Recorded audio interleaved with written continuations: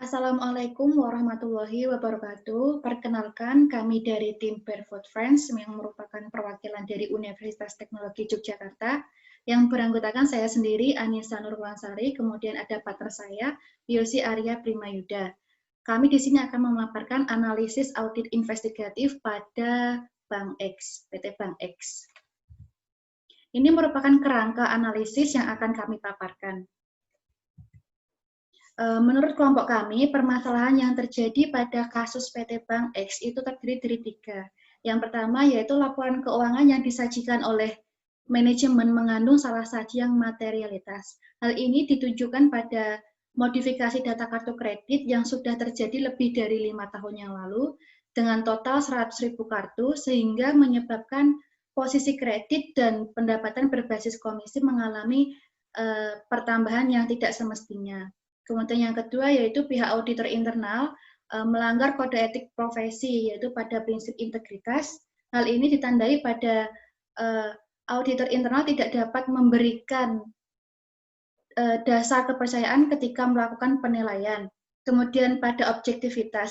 Hal ini ditandai karena auditor internal ketika melakukan penilaian terpengaruh oleh kepentingan pribadi dan kepentingan orang lain. Kemudian permasalahan yang ketiga yaitu auditor eksternal melanggar kode etik profesi, yaitu pada prinsip integritas, objektivitas, kompetisi dan kehati-hatian, kemudian profesionalitas. Kemudian identifikasi dan analisis komponen.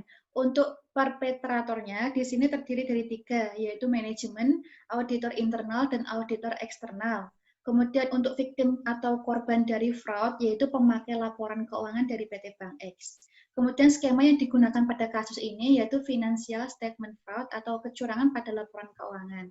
Untuk penyebabnya, kelompok kami menggunakan konsep fraud triangle theory. Yang pertama yaitu berasal dari tekanan. Tekanan ini berasal dari jabatan yang sedang dijalani para pelaku kecurangan.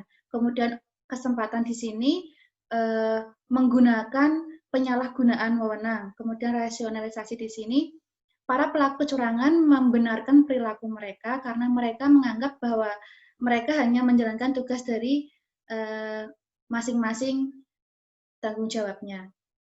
Selanjutnya, saya akan menjelaskan tentang cara mendeteksi financial statement fraud yang terjadi pada kasus PT Bank X. Yang pertama, menggunakan identifikasi red flag. Identifikasi ini dapat dilakukan untuk mendeteksi kecurigaan yang menyebabkan terjadinya fraud. Yang kedua yaitu analisis rasio. Rasio yang dapat digunakan untuk mendeteksi terjadinya fraud yaitu return on asset yang menggambarkan perbandingan antara laba bersih perusahaan dengan total aset yang dimiliki. Yang ketiga yaitu indikator of fraud dengan menggunakan Altman Z-score model. Kemudian, cara mencegah terjadinya financial statement fraud pada kasus PT Bank X ada 3.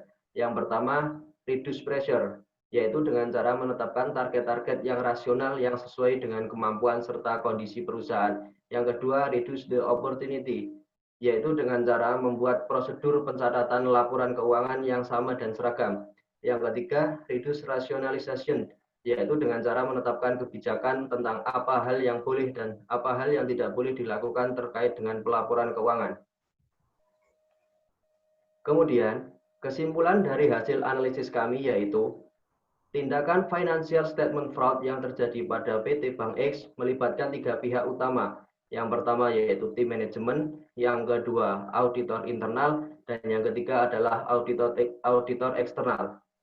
Setelah tindakan kecurangan tersebut dilakukan dalam kurun waktu 5 tahun terakhir, akhirnya memunculkan kecurigaan dari pihak komisaris PT Bank X sehingga memicu mereka untuk melakukan tindakan audit investigatif.